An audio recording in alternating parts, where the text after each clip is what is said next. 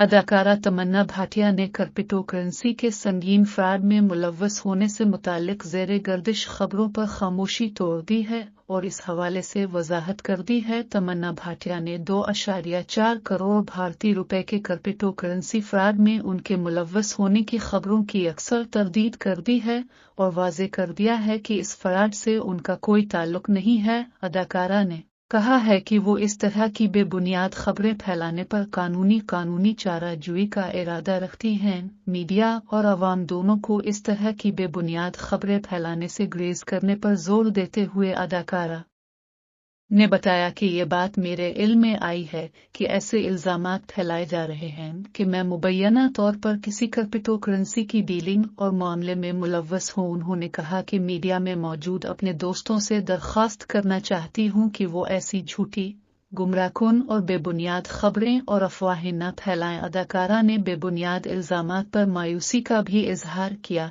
ख्याल रहे कि एक रोज कबल ये अफवाहें गर्दिश कर रही थीं कि भारतीय पुलिस क्रिप्टो करेंसी फ्रॉड के एक केस में शामिल तफ्तीश करने के लिए तमन्ना भाटिया और काजल अग्रवाल दोनों को तलब कर सकती है।